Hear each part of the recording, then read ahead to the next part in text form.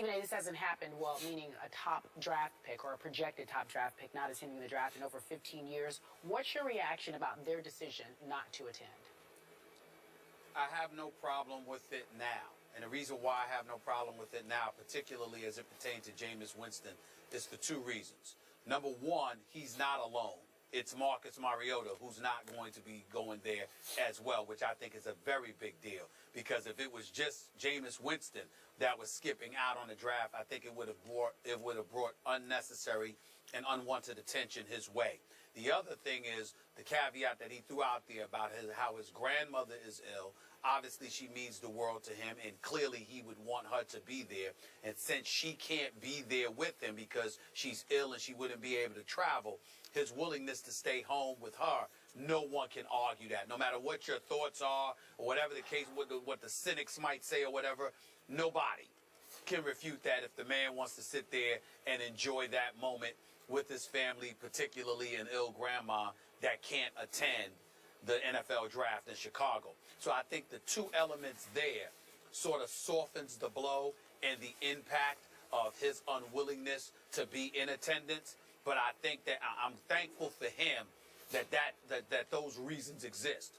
Because if it were not for that, and it was just Jameis Winston deciding that he didn't want to attend the draft, I think it would have been used by cynics to point out how his willingness to buck the system, to dismiss trends and tradition, and to do things his own way, which they would have used as an excuse to highlight some of the troubles that he's been in the past.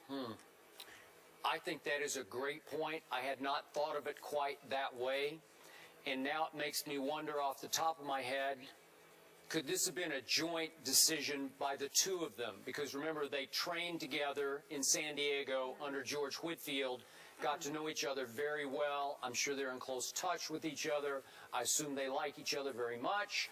And I wonder if Jameis said, hey, if I don't go, would you not go? Who knows? But again, they both have very legitimate excuses. You talked about the grandmother's type 2 diabetes. And obviously, Mariota, because of cultural tradition in Hawaii, would like to be with his family on that day. Get all that. Understand.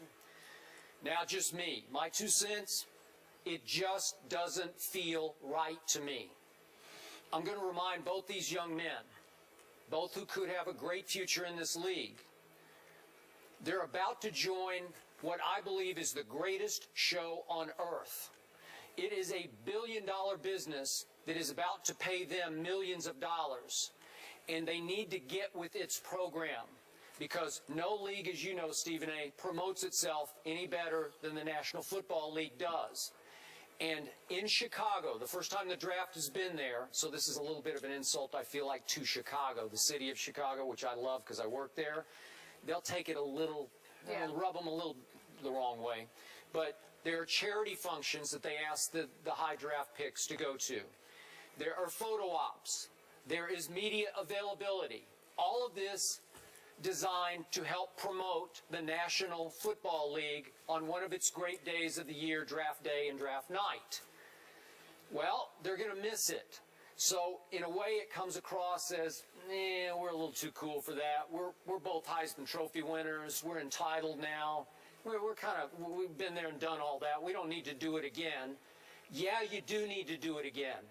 It's part of the business you are about to join. And I hope they both can understand that they're going to have a responsibility as faces of franchise to be there for some of these things, to cooperate, to participate. You just have to, Stephen A. You know how it is. There's certain things we have to do here at ESPN. Maybe it's not the most fun we ever have, but we just have to do them because it helps promote the worldwide leader. We're part of we think, the greatest organization on earth, the greatest TV entity on earth. And so we cherish it, we honor it, and we help promote it. It's part of us. So that's why this doesn't feel right to me, that both these young men are opting out for valid reasons, but not undoable reasons. That they could still, and again, the cameras will be in their living rooms wherever they are, so it's not that they won't be on camera. They just won't be at the draft so we can all say, look what they're wearing, look how they interacted with Goodell, all the things we do on draft night. Well, let me say this, Skip. I didn't mean to come across as if I was giving the impression that I would do what they're doing. If it were me, I would be at the draft for all the reasons you just articulated. And I totally agree with you there. All I'm saying is that their reasons appear valid enough where it won't be a problem that they're not there. Yeah. We won't particularly like it. If it were us, we'd be there. We think they should be there. But at the same time, it's not like they can be criticized or, dare I say, excoriated simply because they're not there. I'm thinking, first of all, Marcus Mariota, who seems to be an incredible kid. Let's face reality. From a personable standpoint, he's been treated with kid gloves. Yep. I mean, he's like the incarnation of Tebow for some degree. I mean, it's just ridiculous, the love affair that folks have with him as a human being. And I'm not saying he doesn't deserve it. I'm with you. Please don't get me wrong. And I hope that him and his family and loved ones aren't interpreting it that way. He deserves it, but clearly the kid gloves has been all over the place. There's nothing Marcus Mariota could have done wrong. I mean, he passed gas. It's perfume, for crying out loud. That's how ridiculous the love affair has been for him. In the case of Jameis Winston, it's the complete opposite. And if there was something there to attack him about, the vultures would have pounced on him. Yeah. And so the fact that Marcus Mariota, I like it. If Jameis Winston isn't going, I love the fact that Marcus Mariota isn't going either. Because if it was just Jameis Winston, you got a problem. But the fact that it's Mariota with him, you can't get on him without getting on Mariota. And we know nobody's going to get on Mariota. Okay, is it possible, this is pure speculation, but is it possible that Mariota would fear falling through the first round, a la Aaron Rodgers in that draft? We saw Geno fall completely out of the first round and get upset and leave the premises, right? Yes. So I don't know. Go ahead. If it were me and I was Marcus Mariota, I wouldn't want to come to the draft. Interesting. From the standpoint that I would be fearful of dropping. Again, the excuses are valid, the reasons are valid, and I get that. But if I'm Marcus Mariota, it would scare the hell out of me to show up in Chicago. Really? I still think you should be there. I still think you should be there. But if I was Marcus Mariota, it would scare the hell out of me because one minute you hear he's going to be 6, another minute you hear he could drop to the teens, another thing you hear that he could drop out of the first round. You said you wouldn't take him in the first round. I wouldn't. So it would be scary. So remember, my criteria is if I don't think he can be a star, I'm not going to waste a first round, spend a first round. But if I could get him in the second round and let him slowly ease into it, figure out what his strengths and weaknesses are without the pressure of being a top, like the number 2 overall pick, I would take him. For him to be at home?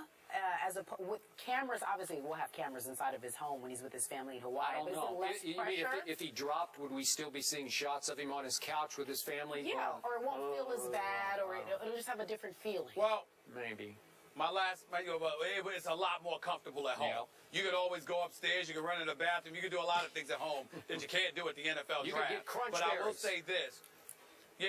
That's very good, very valid point. Because I'm trying to tell you right now, I ain't ashamed of you. I grab a bowl of Crunch Berries right in front of the television. It wouldn't bother me a bit. But I will tell you this. I mean, listen, the bottom line is that you're at the NFL draft. If I am not, my personal opinion is that anybody who's uncertain that they'd be a top 20 pick in the NFL draft, I wouldn't go. Okay. I really wouldn't show Fair up. enough. Unless I was sitting in the stands with the crowd. Right. But in that back room when you're waiting, no, I wouldn't show up. Got it. All right, so the gentleman, the projected top draft picks, Marcus Mariota, Jameis Winston, not attending. All right, we leave it there. Coming up next, the woman who accused former Alabama defensive lineman Jonathan Taylor of assault this past weekend has since recanted her statement to police and was subsequently arrested for giving a false report. We discuss after the break.